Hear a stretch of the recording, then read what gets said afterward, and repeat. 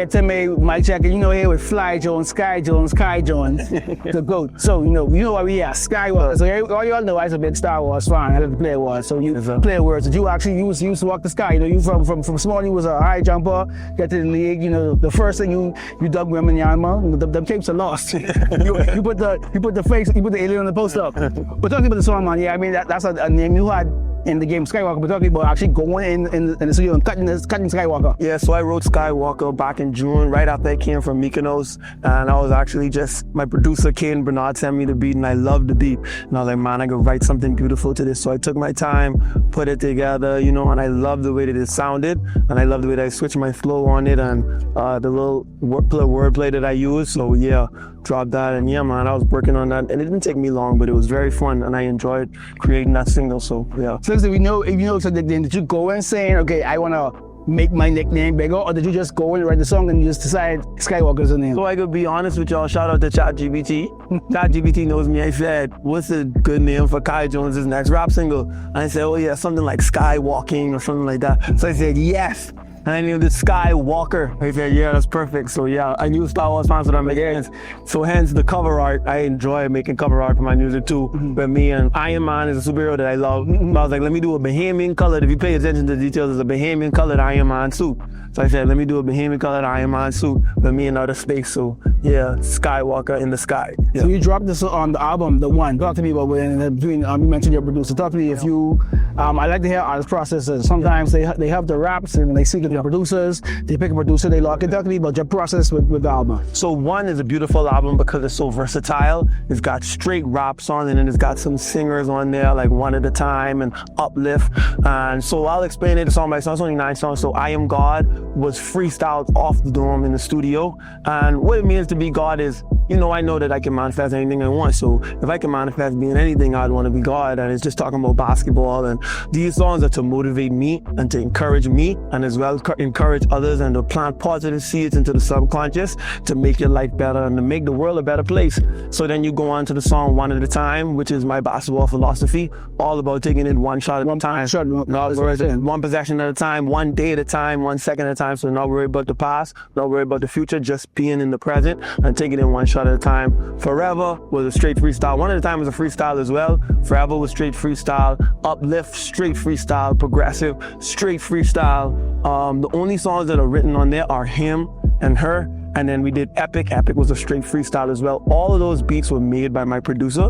He made the beat one at a time. We were just in the studio looking through beats. And I was like, bro, give me your most special beat, bro. The one he got said. Yeah, special beat. And he pulled it out, and I was in love with it because it sounded like driving down Old Fort Bay. And that's what I pictured. And I just pictured like, you know, the ocean, and it just felt beautiful to me. So that's why I picked that beat one at a time. So me and my producer he's from Charlotte. So this album was recorded in Charlotte and LA. So when we were in Charlotte together, we were in my home studio a bit, and in his studio we went back and forth. And some of the sessions we were literally right there together recording it. And Skywalker was actually did with virtual recordings. Okay. Where I recorded in my studio. But you already like that chemistry already. You do virtual because you already locked in in 2 cities. Yeah. So I asked you guys to get the Daxon recorded in Nassau. Yeah, I could do it wherever, man. We can record with each other all around the world. And he's been to the Bahamas. He loves the Bahamas, so we should record some music here for sure. I want to do some shows here too, and that's why I came home. And it was so beautiful to have Mic Check because it's such a nice platform, and they do such a great job with the videos. I was honored to come in and be a part of it and do something like this. So yeah, it was great. Talking about the time frame, how much weeks a month you talking about for putting the one together? Oh, so one started with the GOAT. The GOAT was the first song where I realized I was able to get in a studio with a producer. Once I found that producer, I was like, all right, I'm making an album. Like, you could have me make an album? He said, yeah, absolutely. So we started with the GOAT, and that started in October 2023. And we were done recording by pretty much August of 2024. We were done recording. And yeah, so we were done recording the album, and then we went back and made some quick little edits right before so after the season with Dallas, we went back, we made some edits, and then it was ready to drop. So it was about a 2-year time frame, almost like, 16 months type vibe, yeah. So you mentioned October 2020, so that's when you got released from Charlotte. Yeah. And you had about, again, maybe till about March or so, you went to February, March. I played America, and then I went to Philly, yeah. So talk to me about that time, so, yeah. I'll say that, but within yourself, you knew your planning. Left Charlotte, you had your music. Talk to me about that time from October to March.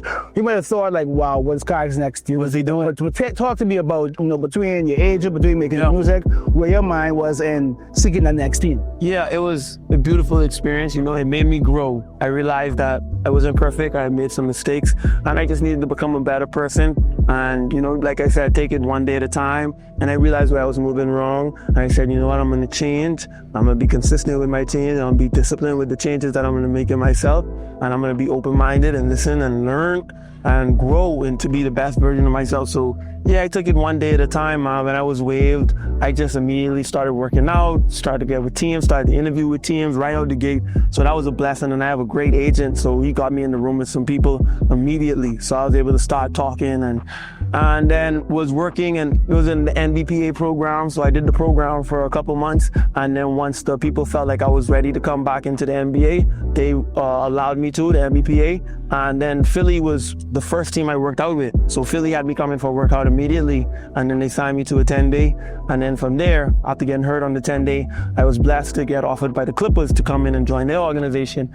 And that went really well for me too. Great chance to show my growth and my experience between the NBA and the G League, which led to me getting signed by the Dallas Mavericks and coming out and be able to play heavy minutes, start in some games and win, and help a team continue to compete, to compete in the play-in tournament. So you talked about so manifesto. So again, the Mavericks situation happened because you have the big trade, the one expected to happen. Luka got traded, AD sat down, and basically it was a need. You came in, you showed your worth, and that's something might not happen if this move didn't happen. Just talk to me about your belief in chess pieces being moved to make way for you and being ready. So you got to get ready. Listen, man, being ready so you don't have to get ready is the truest thing that you said, because all the while I was in the G League playing throughout 2025, I was just saying in my head, I'm the NBA starter, I'm the NBA starter, I'm the NBA starter. I kept on manifesting it, and I stayed with it, and I watched YouTube videos and learned from the greats like Kobe and Tim Grover and stuff like that. Just anything. That's a team.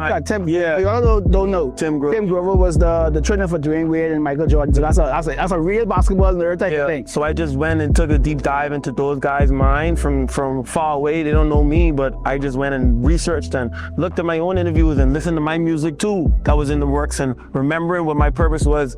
And I said every day, and I just didn't give up. And even when it looked crazy, I'm playing in the G League, I'm like, damn, I don't know what's gonna happen. Are they gonna convert me? Hopefully, I'm praying not.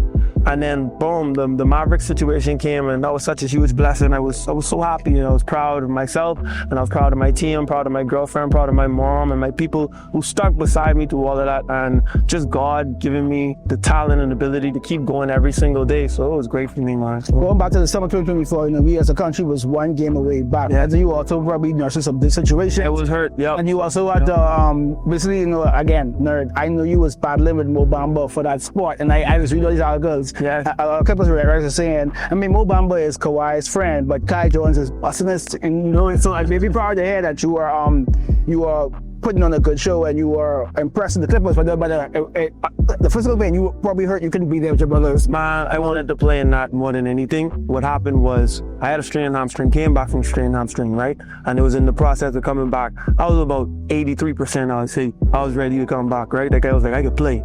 You know what I'm saying? I wasn't fully, but I was there, like I was ready to go. And then right as I was getting ready to come, I sprained my ankle like a grade 1, grade 2. Yeah. It was pretty bad. So I was in a boot, bro. I couldn't, right when y'all was about to go play, I think in Spain, I was literally in the boot. So I was like, damn, man, It was right there. I was gonna go and play because the people with the Clippers had already told me that if I went, it was gonna be a risk. But I was willing to take the risk because I knew that I could stay safe. So yeah, it was sad, man. It was unfortunate. But I was still hesitating on going because they were like, if you were to get hurt, we don't know if we wouldn't guarantee because it was a non-guarantee. Sure. So I was like, man, I could take the chance, I was thinking about it, but right as I was contemplating on it, I sprained my ankle, and maybe that was God telling me sit down, you need to be inside exactly. So I kept on training, and I got my hamstring through stretching and Epsom salt baths, cold tub, hot tub, getting my 9 to 12 hours of sleep, and I recovered from my hamstring and my ankle sprain. And that was so beautiful too, because sometimes you get hurt, it's like, bro, I gotta come back from this. Yeah. That was like one of my biggest injuries that I had. So I was like, man, I gotta come back. And I really, really, truly worked my way back, and it felt good to play in the preseason and play as well as I played. So that was nice to me, man. And yeah, Yep. So you was in Charlotte, rookie year, travel year, junior year. Your style was that really Charlotte. You look like someone who deserved to be in a big city. So talk to me about being able to live in LA and how you're not even in music, but you show your personality. You used to be the hair, now it's the outfits, the music. Yeah. Tell me about being in that hub of creativity known as LA. It was perfect for me. LA is an amazing place to live. So is Nassau, Bahamas. I love coming home, but I love living in LA and I love living in Charlotte too. The networking is really good out there. Lots of people in the music industry, and the team is really good. They took great care of me with the Clippers. So yeah, living in LA was awesome, man. I loved everything about it. I still live there now because that's where my house was at when I was with the Clippers. So yeah, I'm still there now. And yeah, I love LA. LA is nice. Like I say, this is the Skywalker. We got this song coming up. Let's talk to me about what it means for our Boston music community. Because you said you see the community in Charlotte, the LA. What something like this could do for hair. Like people don't understand the doors and I would like to give a shout out to some Bahamian artists who I love. He's already worked with one of my close friends, Cody Edgecombe. Great music. I love what Cody's doing. Really intelligent. The music has a nice sound. I listen to it. I love the way it's mixed. I think the quality is up to par. I like it. And then I just think that Mike Check is doing a great job with shouting out these Bahamian artists because it's all over TikTok. And I see it. You can't escape it. That's what's the beauty about it. You can't escape the reels. You know what I mean? So it's good that they're doing the reels, and I hope that he continue to put these out. And I hope that it goes bigger than anything, man, because I love my country. You know what I'm saying? So I think Mike Check is great. And I love the music community here, because let me tell you why. My uncle was a rapper. His name was Christopher Alice. Props. Shout out to Chris. Yeah, shout out to Props. He was great. He did the battle rap and he had some music he can really spit too. So it's perfect, man. I think it's going to get bigger and bigger. We just got to keep on promoting it. You know what I mean? And I was happy to do some music, and I want to keep growing my music too. So I think that Mike Chapman this is going to blow up. Mm-hmm. I really think this video is going to blow up. So this should take things to the next level for both of us. So yeah, man. I think the music community here is great. I want to get some roots here and work with some people there, even for features and stuff like that. And I'm open to feature in, and even hopping on somebody else's track. And maybe we can get some Rick the Strip guy in there. Oh, for sure. You saw the Jungle. You was I love Rake and Scrape. Man, you must be reading my mind. I was thinking that walking there. I was like, I should do a Rake and Scrape song. So yeah, man. Yeah, definitely. Just before we get there, the next year makes 10 years. In the last 10 years, there were 4 Bahamian-born players transferred to the NBA. Yeah. Shavano Buddy Hill. Yep. Ian Trayton, Ty Jones, and Vijay Ashcom. Yep. You're still in your career. You're still active. But 100 years to go by, none else could be out. But in history, you would have been one of the people, the young kids could look up and say, he made it, so I can make it. Yeah. How does that make you feel? Man, it's an honor and a blessing. I know that God gave me so many gifts, and for basketball to be something that inspires the youth, I hope that the music inspires them too. I hope that everything they do inspires them. I mean, everything that they see inspires them, because everything that I see from the youth, every time I walk by and I see a kid hooping, it inspires me. And I am inspired by being an inspiration. You understand what I'm saying? So knowing that those kids are looking up to me makes me want to go harder, and it's spiritual. You can feel the energy from the Bahamas. People DM me, people comment, and every time I see a 242 to the world comment, it just reminds me that I got to keep going. I got to keep pushing, because so many people are behind me, and the kids, they want me to be great too. So I love it, man. So shout out to the Bahamas. Shout out to the basketball community in the Bahamas. Shout out to all the kids out there doing your thing, whether it's music, whether it's modeling, whether it's basketball, whatever. Just keep up on your best foot forward. Keep God first. Be a lover, man. Spread love, you know what I'm saying? Uplift one another, because the better you make your brother, it's going to make you better too. So that's how I feel about it. You talk about modeling and the fashion, when we can see Guy Jones on the runway with some... So we actually got the clothing brand coming on right now. We're working on it right now. It should be coming up soon. We're going to do hoodies, sweatpants, socks, hats, want to get into everything. So yeah, probably going to do a show for that. I've done modeling in the past when I was young. And so yeah, I just been, I love to get dressed and, look fly. So yeah, that's me. Yeah. So let people know where to keep up with you. Instagram, shout out to my Instagram, shout out to my Twitch, shout out to my Twitter, TikTok. Just type in Kai Jones 242 on Instagram. That's me. And yeah, man, I can, tap in with you. Just let me know if you're in the music industry. If you want to work together, we could do something. I'm open to that for sure. And yeah, man, I'm looking to put people on and work with everybody. So yeah, bless you, brother. Yes, sir. Appreciate you too. Thank you, Timmy. Yes, sir.